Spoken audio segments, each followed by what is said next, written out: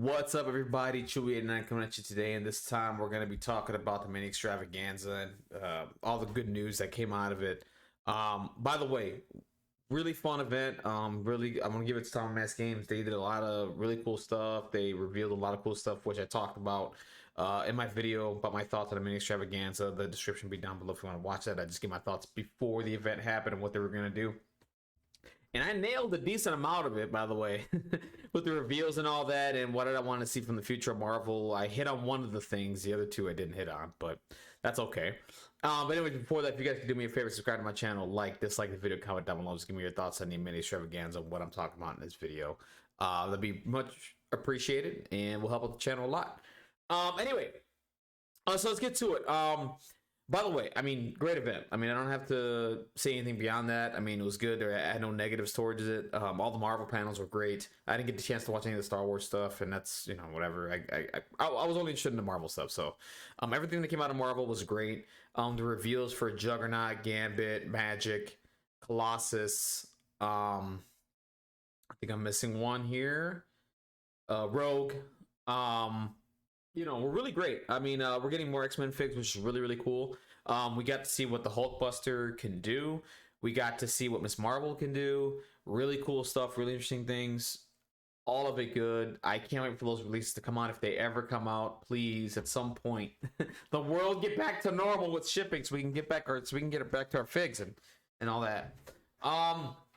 The biggest surprise to me this weekend was the Future of Marvel panel. Okay.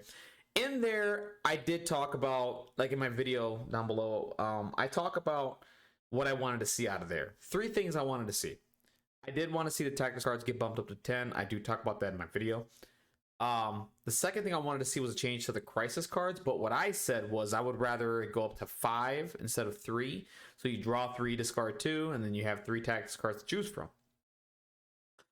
They didn't do that, but they did something else. And the other thing I wanted to see was like a change to the deployments. I wanted to see different deployments for the core game. I know we have different deployments for like Ultimate Encounter and like, you know, the other League Kit play stuff and all that. Like I wanted to see more deployment zones, different deployment zones in MCP, and like new maps and stuff too. Change up to the maps or something like that. They didn't do that. What they ended up doing was they did change the tactics cards from 8 to 10. I do love that. That's gonna add. It's gonna give you 2 more tactics cards slots that you could you can add some more cards to. There's always, I'm telling you, there's always like 3 or 4 cards that I want to bring into my roster for tactics cards, and I just don't have the room for them, right? I mean, granted, I can only add 2 more now, but still I can add those 2 that I really wanted to play with and really wanted to give a shot with my roster with. Now I can do that. Now I have that flexibility. That is really, really cool. Love every minute of it, right? It was amazing. Like really good. Thumbs up for me. I loved it. It was a really good move for them. Thank you. I didn't expect that, but they did it, and that's really cool. The other thing that they changed also was the Infinity Gems and how they work. So now Infinity Gems get tied to characters. No longer will the Infinity Gems be a roster slot. I'm a huge fan of this change. Granted, I am not a Black Order player, so I'm not going to give you a Black Order perspective. You have to talk to a Black Order player and see what they think about it. Me, personally, I like the flexibility to have those slots for characters, okay? Now, because here's the thing. I play Defenders with the Soul Stone, okay? All the time. There's no, like, I'm always playing Doctor Strange with the Soul Stone, okay? Now, I can take that out, that roster slot out, and add another character that I've been wanting to play with my roster, which is good. It gives me that flexibility, and I love that. The thing is, though, Doctor Strange is now a 6-threat model and will always be a 6-threat model. That's the deal. So, like, for example, with Thanos, if you give him, you know, if you want to play him with time in mind, he's tied to time in mind, and that's it. There's no changing to the Infinity Stones, nothing. So, he's going to be a 9-threat model throughout your roster if you're going to play him that way. So I'm really curious to see what Black Order players are going to be doing going forward. They're going to get a decent amount of roster spots back to add more characters and to maybe do a dual affiliated or whatever the case may be. It's interesting. I can't wait to see what comes out of that, right? What was I going to say here? Also, um, just yeah, I mean the change to the tactics. That's the next thing I was going to get to. Sorry about that. I had a long pause there. But that's my thoughts on the Infinity Gem Zone. That's pretty cool. And the alter ego thing was interesting. I'm not going to talk much about that. It's like, okay, you can have two Peter Parkers in your roster, but you can't play them on the game. That whatever. That is what it is. The other controversial, interesting thing. Well, not I shouldn't say controversial. I should say like it's more of a like everybody's half and half on this. I would say is the crisis selection. Now, I did mention before, like in my video, I wanted it to go up to 5 and discard 2 and then have 3, and then from there you can choose from 3. Now, what it is you just choose one crisis card. Okay, so the priority is still the same. You roll for it, you win, you choose red or blue, extract secure, and then from there you draw 1 card instead of 2. Okay. The con to this is that it takes away choice, right? So it takes away like, okay, look, I got my 2 secures that I wanted. I have one. Let's say, for example, I wanted to have a secure for a counter. I wanted to counter the Blackwater or whatever. I had this so I can, go ahead and I can play this card, and it's a counter for me for Blackwater. You don't have that choice anymore. It's just you draw a card and that's a secure and that's it. And then from there, the other thing is too, like if for example you pulled like sword base and your opponent's roster, you can see that they're not built for it. It gave you an advantage. You know what I mean? Like you play them like, okay, look, I know they're not built for it, and I'm gonna probably steamroll them because I know what to do on this secure, and they're not built for this. You know what I'm saying? I hear you. I hear the competitive players. I understand. Like I do get that you don't have that choice anymore of the rosters, but you got to look at least for me, like it's a change, right? Like it's a change and it's a challenge, right? Because now what's going to happen is that people, when they select their secures and extracts, they're going to take secures and extracts that benefit their roster more than countering a team. You get what I think that's the direction they're headed in. I mean, Pagani said it himself. He's like, he wants you guys to play the game more instead of sitting there saying, okay, look, I'm going to counter you and that's it. And no. So now what's going to happen is, and this is just my opinion, I think what's going to happen is that we're going to be playing against rosters at their full strength at one of their best secures or extracts. What I mean by that is like, I won the priority roll. I don't know. I picked secures or whatever, right? I'm going to probably play secures that benefit my roster the most, and you're going to have to figure out a way to deal with it. So now, and vice versa, the person who lost priority has to take extracts, but those extracts benefit his roster. You know what I'm saying? So one of those extracts, they're going to benefit him. One of the secures is going to benefit me, for me as a player. So what's going to happen here is that now the player is going to have to hard to explain. It's like you have to outplay that player now, that roster now at its best, right? That's what I think that's where they're going with it. I'm a fan of it. I do see the negative, and I do hear you. I do understand it. I didn't think this needed to change. I think we needed more options at secures and extracts. You know what I'm saying? I think we needed more options, but they said, hey, we're gonna limit it. And it must be having a lot of success with it, because I mean, there's a few, like, granted, I would have to say, like, this game has hit really well, right? With characters. Granted, there's a couple of characters out there that are like stupid good and probably needed some more testing and more thinking, right? To rebalance them and all that stuff. But I gotta say, this company's done a really good job of balancing characters, and the game is pretty balanced for as many characters as it has in it right now. The game doesn't feel broken to me. I mean, there are characters that are like broken, right? But the game itself doesn't feel broken, like nothing, right? So they've done a really good job. I trust their decision. I trust they tested this, and I trust they're like, okay, this is the vision that they had for the game, and this is how they want to be played. The bright side to it is, like I said, you're gonna have to be playing your opponent at their best with one of their extracts that benefits their rosters, and you're gonna have to play against and that vice versa. That person's gonna have to play against the player across from them when they have to choose secures, and the secures that benefits their roster. So now Now you have to outplay each other, right? And that's what I like about it. What I don't like about it is like it does take away choice. It does like, okay, I can basically negate what this roster can do with this secure because they're not prepared for it.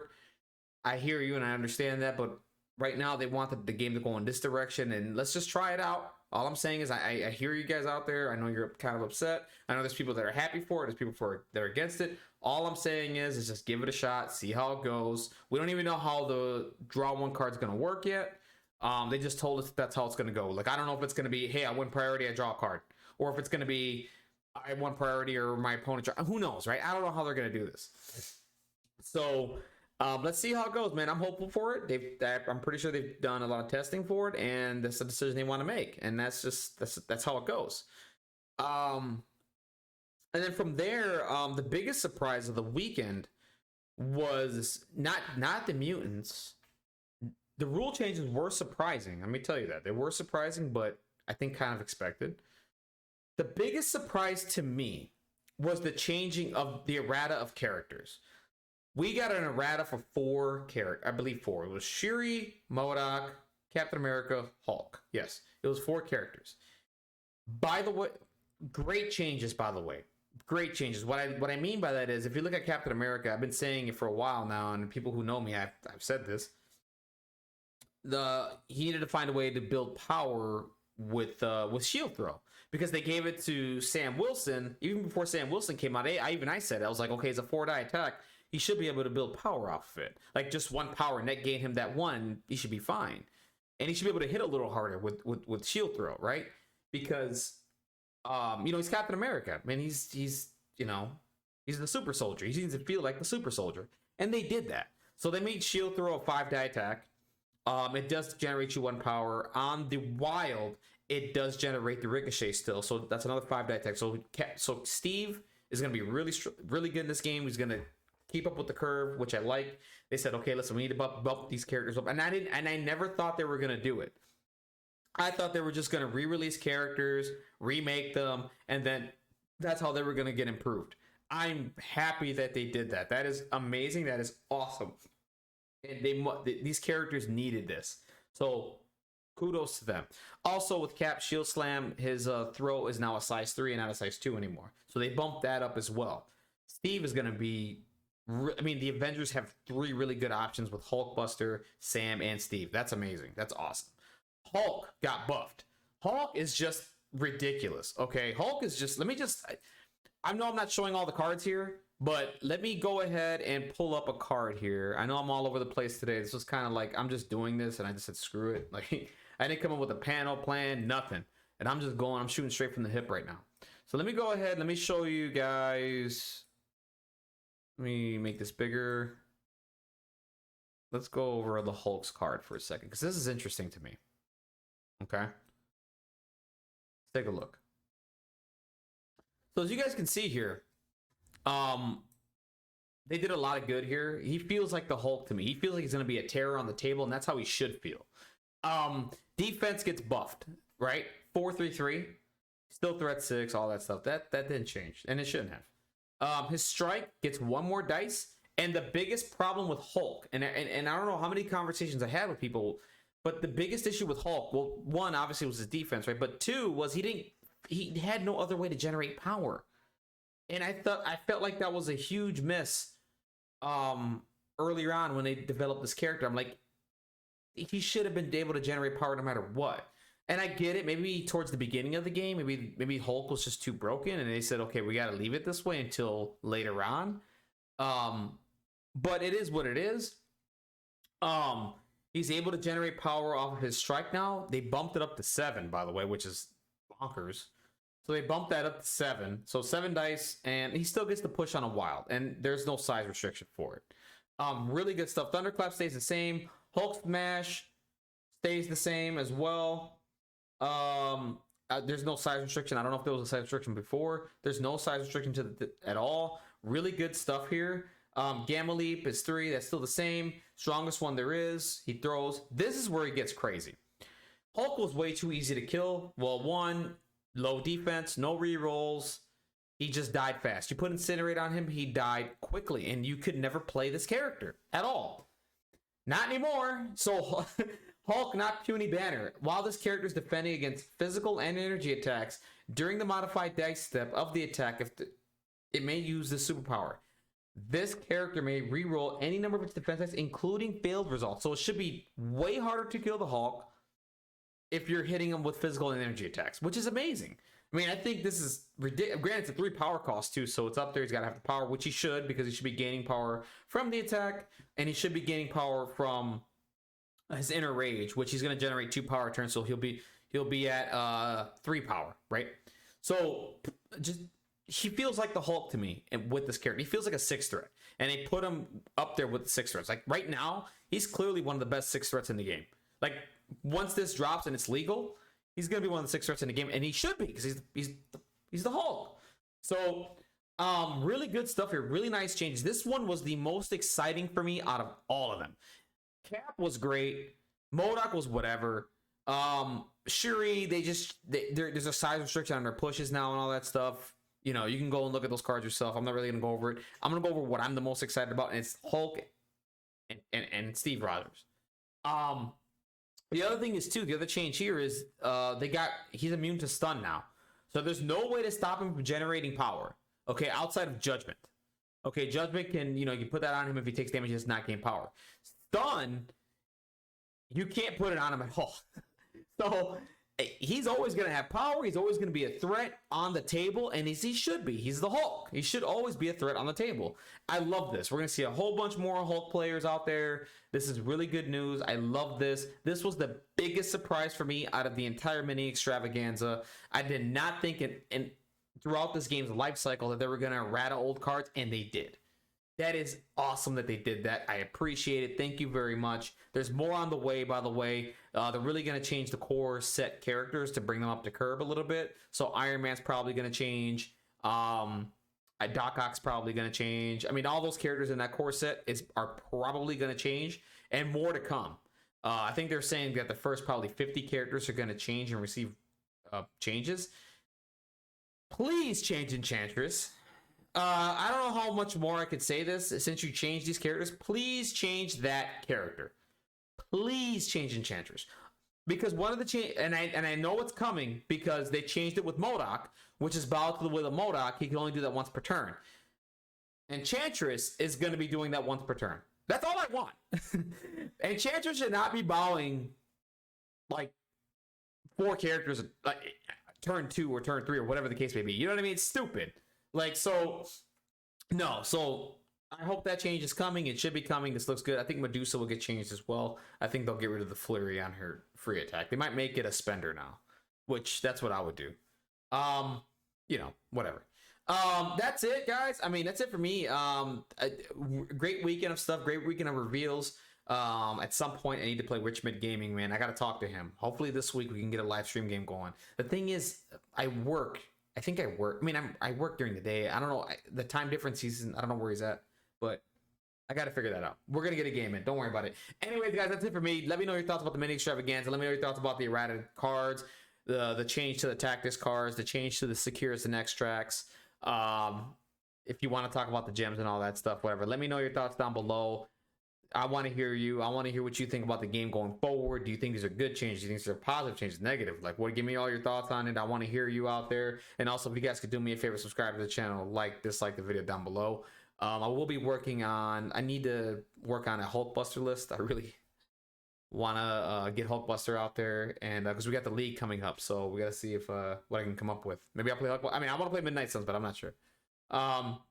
And Spider Foes too. I do want to play Spider Foes. I have a lot of rosters that I want to play this season, and I just haven't set my heart or mind to one of them yet. So we'll see how it goes. Anyways, guys, that's it. Have a wonderful, blessed day. Take care out there. Be safe. Have a good one.